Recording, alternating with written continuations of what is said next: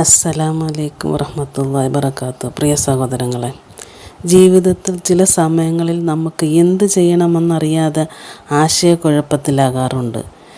ശരിയേത് തെറ്റേത് എന്ന് തിരിച്ചറിയാൻ വയ്യാത്ത അവസ്ഥയിൽ നിൽക്കുന്ന ഒരവസ്ഥയുണ്ടാകും. അത് ചെയ്താൽ ശരിയാകുമോ, ഇത് ചെയ്താൽ ശരിയാകുമോ എന്നുള്ള ചിന്ത നമ്മളെ വലട്ടും. അപ്പോൾ നമുക്ക് ശരിയായ തീരുമാനം എടുക്കാൻ കഴിയാതെ നമ്മുടെ മനസ്സ് വിഷമിക്കും. അത്തരം സമയങ്ങളിൽ നമ്മൾ അള്ളാഹുവിനോട് വിളിച്ച് ചോദിക്കേണ്ട നാമം അതിമനോഹരമായ ഒരു നാമമാണ് യാ ഹാദി യാ അല്ലാ. യാ ഹാദി യാ അല്ലാ എന്നതിനർത്ഥം തന്നെ വഴി കാണിച്ചു തരുന്നവനെ, നേർവഴിയിലേക്ക് നയിക്കുന്നവനെ എന്നാണ്. ജീവിതത്തിൽ ഒരു പ്രധാന തീരുമാനം എടുക്കേണ്ടി വരുമ്പോൾ, നമ്മുടെ മനസ്സ് അസ്വസ്ഥമാകുമ്പോൾ, തെറ്റായ വഴികളിൽ നിന്നും രക്ഷ തേടുമ്പോൾ, മക്കൾക്കും കുടുംബത്തിനും നേർവഴി ലഭിക്കുവാൻ വേണ്ടിയും ആഗ്രഹിക്കുമ്പോൾ ആത്മാർത്ഥമായി യാ ഹാദി യാ അല്ലാ എന്ന് വിളിച്ച് ദുആ ചെയ്യുക. ഇങ്ങനെ ദുആ ചെയ്യുക: യാ ഹാദി യാ അല്ലാ, യാ ഹാദി യാ അല്ലാ, യാ ഹാദി യാ അല്ലാഹുവേ, വഴി കാണിച്ചു തരുന്നവനെ, എന്നെ നേർവഴിയിലേക്ക് നയിക്കണമേ. ചില മാതാപിതാക്കൾക്ക് മക്കൾക്ക് നേർവഴി ലഭിക്കണമെന്ന് കണ്ണീരോടെ ദുആ ചെയ്യണമുണ്ട്. ഇതെല്ലാം നമ്മെ പഠിപ്പിക്കുന്ന ഒരു സത്യമാണ്. നേർവഴി നൽകാൻ കഴിയുന്നത് അള്ളാഹുവിന് മാത്രമാണ്. നേർവഴിക്ക് വരുത്തുന്ന അള്ളാഹു മാത്രമാണ്. അതുകൊണ്ട് മുഹമ്മദ് നബി സല്ലല്ലാഹു അലൈഹി വസല്ലം തങ്ങൾ പോലും അള്ളാഹുവിനോട് നേർവഴി ചോദിച്ചിട്ടുണ്ട്. ഖുർആനിൽ അള്ളാഹു പറയുന്നു, നീ ഇഷ്ടപ്പെടുന്നവരെ നേർവഴിയിലേക്ക് ആക്കാൻ നിനക്ക് കഴിയില്ല, എന്നാൽ അള്ളാഹുവാണ് താൻ ഉദ്ദേശിക്കുന്നവർക്ക് നേർവഴി നൽകുന്നത്. ഒരു സംഭവം പറയാം, ഒരു ചരിത്രം.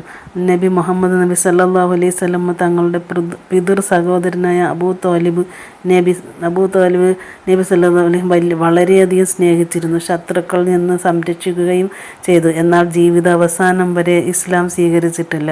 മരണസമയത്ത് വരെ നബി സല്ലല്ലാഹു അലൈഹി വസല്ലം അദ്ദേഹത്തോട് ഇസ്ലാം സ്വീകരിക്കാൻ അഭ്യർത്ഥിച്ചു. പക്ഷേ അദ്ദേഹം അത് സ്വീകരിച്ചില്ല.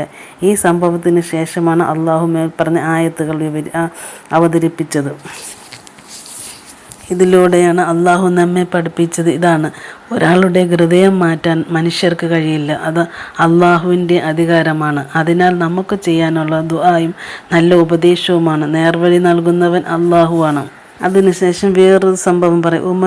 ഉമർ ഇബ്നുൽ ഖത്താബ് റളിയല്ലാഹു അൻഹു ആദ്യ ഇസ്ലാമിൻ്റെ കടുത്ത എതിരാളിയായിരുന്നു. എന്നാൽ നബി സല്ലല്ലാഹു അലൈഹി വസല്ലം തങ്ങൾ അദ്ദേഹത്തിന് വേണ്ടി ദുആ ചെയ്തു. അള്ളാഹു അദ്ദേഹത്തിന് ഹൃദയത്തിന് നേർവഴി നൽകി. പിന്നീട് അദ്ദേഹം ഇസ്ലാമിൻ്റെ ഏറ്റവും മഹാനായ ഖലീഫമാരിൽ ഒരാളായി മാറി. ഈ സംഭവം നമ്മെ പഠിപ്പിക്കുന്നത് അള്ളാഹു നേർവഴി നൽകിയാൽ ഏത് ഹൃദയവും മാറും എന്നതാണ്. അതുകൊണ്ട് ഒരിക്കലും ആരുടെയും നേർവഴി പ്രതീക്ഷിച്ച് നിരാശരാകരുത്. മക്കൾക്കും കുടുംബത്തിനും മാതാപിതാക്കൾക്കും വേണ്ടി ധാരാളം ദുആ ചെയ്യുക.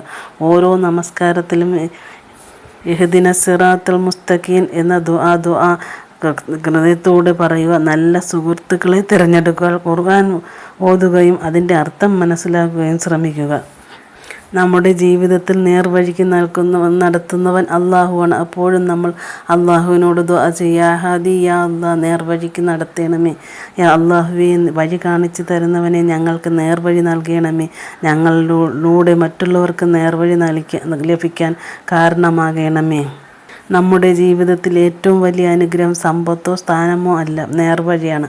അതുകൊണ്ട് എല്ലാ ദിവസവും ആത്മാർത്ഥമായി അള്ളാഹുവിനോട് ദുആ ചെയ്യും: യാ ഹാദി യാ അല്ലാ, യാ ഹാദി യാ അല്ലാ, യാ ഹാദി യാ അല്ലാ. എൻ്റെ ഹൃദയത്തെ നേർവഴിയിൽ ഉറപ്പിച്ചു നിർത്തണമേ. എൻ്റെ കുടുംബത്തിനും മക്കൾക്കും നേർവഴി നൽകണമേ. മരണം വരെ ഈമാനിൽ ജീവിക്കുവാനും ഈമാനിൽ മരിക്കാനും അനുഗ്രഹിക്കണമേ. ആമീൻ. അസ്സലാമു അലൈക്കും വറഹ്മത്തുള്ളാഹി വബറകാതുഹു. യാ ഹാദി യാ അല്ലാ, യാ ഹാദി.